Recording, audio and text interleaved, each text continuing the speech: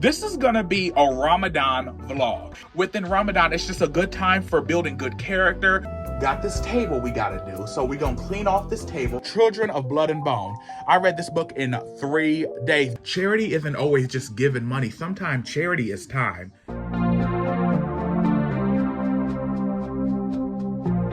Hey y'all, welcome back to my channel. So this is gonna be a Ramadan vlog. And let me explain, I'm not Muslim. A couple years ago, I had a good friend who I used to work at this interior design store called Tuesday Morning, where it was like a home decor store, interior design. She was Muslim, and we were the only 2 minorities at this store. She was working there before me, and I came in, and I was like, another brown person, let me go, and walked up to her, and I was like, girl, we're gonna be friends. And she was like, okay. So she was doing Ramadan alone that year, and we became good friends. So I was like, me not knowing what it is, I'm just like, I'll do it with you. And then she told me what it was, how you do the 5 prayers a day, fast from sunrise to sunset, and then after sunset you can eat again and stuff like that. Within Ramadan, it's just a good time for building good character, getting closer to God and stuff like that. I'm always willing to try something new. I told her I would do it with her. She told me the pillars of it and stuff like that, but she told me since I wasn't of the exact faith and stuff like that, I can customize it to my own spiritual understanding. And so pretty much I use Ramadan not only to stand in unity with my Muslim friends, but also time to build consistency, discipline, and good character, or better character than what I already got, because we can all sharpen up, you know? We all come up a little bit short in the grand scheme of things. And also it helps me lose weight, because clearly, honey, this fat back and oxtails, thank God this is only from the up, because honey, woo! So before we get into the cleaning, I wanted to do an update on my reading, because it is March, yes. However, in February, I don't know what book gods possessed me, but a bitch was reading. I also got a book journal this month, and what I do with these book journals is I document the books I read, of course. The books I read this month read The Fall of the House of Tatterley, which is like a fun middle grade hoodoo supernatural adventure of a young boy named Theo Tatterley who has to save his family line, and he's a medium. So when he goes into his ancestral house, you know, he sees a lot of dead relatives, ancestors and stuff like that, and he talks to them and stuff like that, and then he just goes on this wild adventure. I read Parable of the Sower by the iconic Octavia E. Butler. This is a must read during this time and era. I read a physical copy of Parable of the Sower, and then I read its duology, a sequel, Parable of the Talents. And I must say, unpopular opinion, Parable of the Talents, which I heard on audio, is far better than Parable of the Sower. House of the Spirits by Isabel Allende, beautiful work. At first, I'm not gonna lie, I was gonna rate this book to me on a scale from 1 to 10, I was gonna give this a book a 7. Then I read that epilogue, and that epilogue changed the whole dynamic of the book. It brought it all together with a beautiful, tragic bow, and I was like, I love this. Isabel Allende is the truth. Chronicles of a Death Foretold by Gabriel Garcia Marquez, the author of one of my favorite books, 100 Years of Solitude. Chronicles of a Death Foretold is a reverse whodunit. We know the character that dies because it's revealed on the first page. We know who kills him. The only question is why. And in this small town, everybody in the community knows he's gonna be killed, but nobody really steps up and does the right thing of how they should to save his life. And pretty much the narrator is coming back and he's interviewing everybody from different perspectives of how they saw the crime unfold before everyone's eyes. And it just shows like everybody's complicit. It talks about masculinity, honor killings, and it's just crazy. It's a good tale of morality. And I read another book called Spirits Come From Water. I read that on Audible, so I listened to it pretty much. It's a perfect book for people who are ready to deconstruct what they've learned and see different perspectives outside of their own. Because if you only go on your own perspective, whether you're in a religion, a spirituality, or an indigenous practice, if you're only looking from your own perspective and what you like and how everything else is wrong, honey, you're leading in religion, spirituality, and all that shit with ego. And you're not gonna grow as much as you may think, or your ego will tell you are. Spirits Come From Water is a good beginner novel for people who just want to learn about different spiritual practices. And even if you don't plan to practice them, learning different religious practices outside of your own is always good, because you're always gonna forever be a student. Should I read it again? No. However, if you're beginning your journey of decolonizing how you see things and just opening up your perspective outside of your little self, definitely read it. And when I say little self, I mean we're all little in the context of the bigger scheme of thing of the world. I don't mean that to sound condescending, because little self, like, bitch, ain't nothing little about this big body Benz. The Death of Vivek Oji. This is a beautiful book. This book was inspired by Chronicles of a Death Foretold, loosely inspired, because it starts with our main character, Vivek Oji, his death, wrapped up naked on his mother's front porch. They leave his dead body there. Its novel takes place in Nigeria. There's a lot of references to the Igbo mythology and stuff like that, and the Yoruba people, and it's just full of beautifulness. It has to do with magical realism, a reincarnation, because the main character, Vivek Oji, he's a reincarnation of his grandmother, but born into a boy body. So like, you know, the duality of a female spirit and a male spirit in one vessel, it's crazy. If you get it, you'll get it. We get different perspectives each chapter from like his cousin, from his friends, and we even get perspectives from Vivek himself from beyond the grave. So it's spiritual. It's like a spiritual LGBT coming to age tragedy mixed into one. It's beautiful. I rated this 5 out of 5. Children of Blood and Bone. I read this book in 3 days. I started this book on the 26th, and I was like, I want this to be my last book I read for Black History Month. It ended up being. This is turning into a movie, and there was a lot of controversy around Amanda Steinberg being casted as the Princess Amari character, who is dark-skinned in the book, but I guess her and the author is like, I want this person. So I'm like, okay, whatever, even though you wrote something totally different in your book. But hey, it's your work of fiction. You can do whatever you want with it, not me.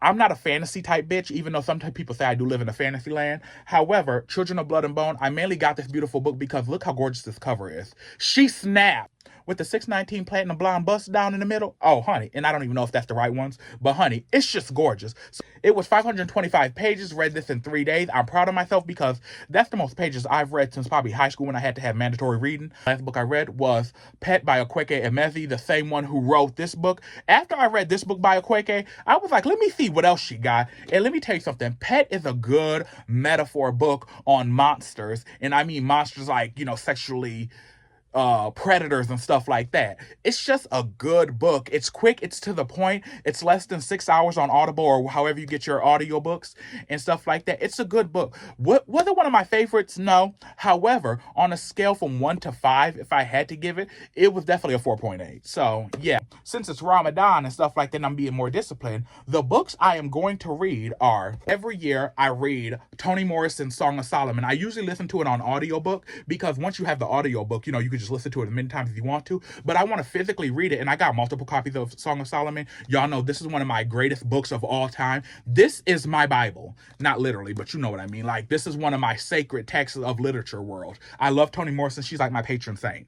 But I'm reading the physical copy of Song of Solomon because I read the Song of Solomon every month of March because March is my birthday month. Aries, stand up. And if The Alchemist, I've heard nothing but good things. They say this book will change your life, and I'm like, we shall see. A gathering of old men, so I'm going to plan on reading that. The backstory to the 1997 Disney's Hercules, The Muses, because I was meant to read this book during Black History Month. However, a bitch got sidetracked with all these other books, and I was like, the book I bought in February to read in February, I read everything but this. So yeah, we're gonna find out the backstories of the true stars of Disney's 1997 Hercules, The Muses. Also, within the month of March, every morning after I do my morning journal and stuff like that, I'm gonna read an essay from Toni Morrison's Self-Regard. It's a series of essays by Toni Morrison from her perspective, and I always like to learn different women's perspectives. So once I finish this, I'll find another book of essays from. These are the 4 books I'm going to get through in March, and if I finish these, I will pick up some more and let y'all know. I'm about to get in one last meal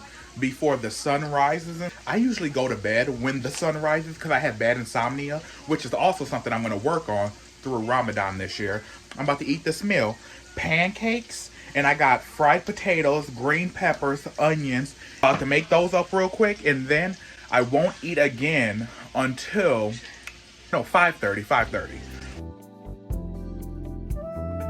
Got this table we gotta do, so we gonna clean off this table. I like this angle. This is giving like Y2K and shit like that. I want to weigh myself now, and then when I do the vlog towards the end of Ramadan, so March 31st, we'll come back and see if I lost any, did I gain any, and stuff like that. 'Cause I'm gonna do all the principles and stuff like that.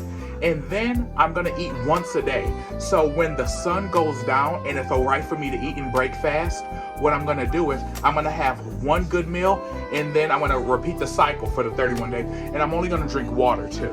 No sugary juices and stuff like that, because the older I'm getting, the more it's not agreeing with me. So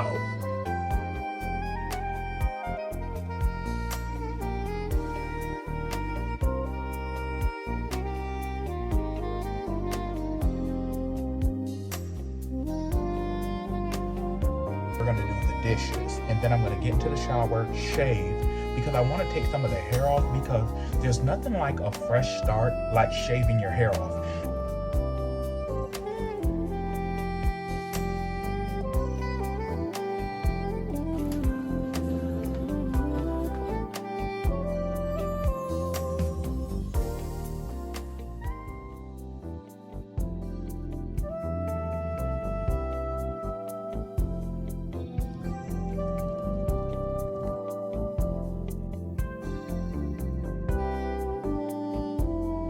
Okay, you guys, so Black 101 is whenever I just did a light shaving on my beard and my hair. When you black and you cut your hair off, if you're wondering what these flakes are, that's dandruff. A bitch got a dry scalp. Anyway, Black 101, whenever you cut your hair off, we don't just throw it away. We burn our hair. And there's probably a lot of coaches that do that. But we burn our hair because back in the old days, it's believed that, say, if your hair like blows out the door, and you know how like dust and hair can collect, if a bird collects this and builds a nest, honey, madness is soon to follow within your mind. So, I got a charcoal tab. I have it in my little heat container. And then I got a lighter, because the only thing I use a lighter for is to light my incense, because I don't smoke.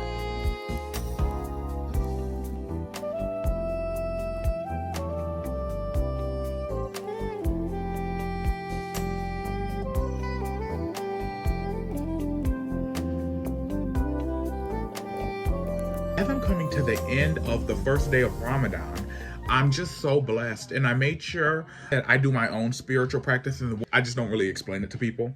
But yeah, so I did a little throwing. Long story short, let's just say this Ramadan, I am on the perfect balance. I have good balance to get what I want if I put the work. Because you know how they say faith without works is dead. So pretty much that's what this confirmed to me. And I have to do an isolation period. And so I'm going to definitely look inward, talk to my higher self. And yeah, just continue to do work and help those who need help. And in Ramadan, it's a perfect time to do good things to people. Charity isn't always just giving money. Sometimes charity is time. So I'm definitely going to make an effort to make sure I give my time and I do charity, but I'm not used at the same time, because I have a tendency to overextend myself. So yeah, this told me everything I needed to learn. But yeah, I just want to thank everybody for watching. Like, comment, subscribe. And if y'all want to update on my Ramadan fast and stuff like that, continue to let me know down in the comments, or hit me in the inbox, because not everybody wants to comment on a public comment section. So yeah, I just appreciate you guys for watching me, because y'all could be doing anything, but y'all watch me, so I appreciate it. And I'm also going to be working on my cussing within this month, because I like colorful language, I'm not gonna lie. However, I want to be a little bit more, let's tone it down this month, you know, and going forward.